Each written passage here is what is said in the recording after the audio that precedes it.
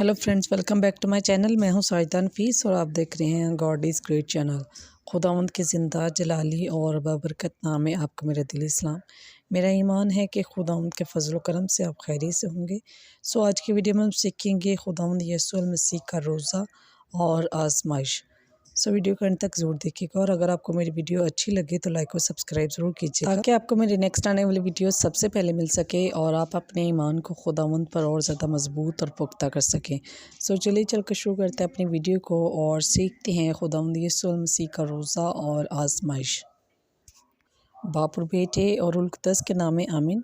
मुक़द्दस मत्ती की इंजील उसका 4 बाब 1 से 11 आयत तक। तब यीशु रूह से बियाबान में लाया गया ताकि शैतान उसे आजमाए, और जब 40 दिन और 40 रात रोज़ा रख चुका आखिरकार भूखा हुआ। तब आजमाइश करने वाले ने उसके पास आकर कहा, अगर तू खुदा का बेटा है तो कह कि ये पत्थर रोटी बन जाएं। उसने जवाब में कहा, लिखा है कि इंसान सिर्फ रोटी ही से नहीं जीता बल्कि हर एक कलमे से जो खुदा के मुंह से निकलता है।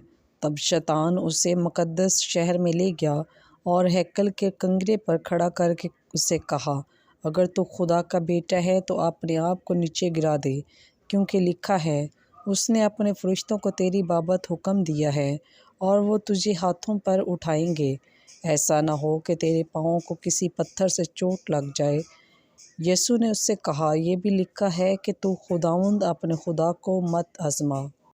फिर शैतान उसे एक बड़े ऊंचे पहाड़ पर ले गया और दुनिया की सब ममलकतें और उनकी शान व शौकत उसे दिखाई और उससे कहा, अगर तू गिर कर मुझे सजदा करे तो ये सब कुछ तुझे दूंगा। तब यीशु ने उससे कहा, ऐ शैतान दूर हो, क्योंकि लिखा है कि तू खुदावंद अपने खुदा को सजदा कर और सिर्फ उसी की इबादत कर। तब शैतान उसे छोड़कर चला गया और देखो, फरिश्तों ने आकर उसकी खिदमत की।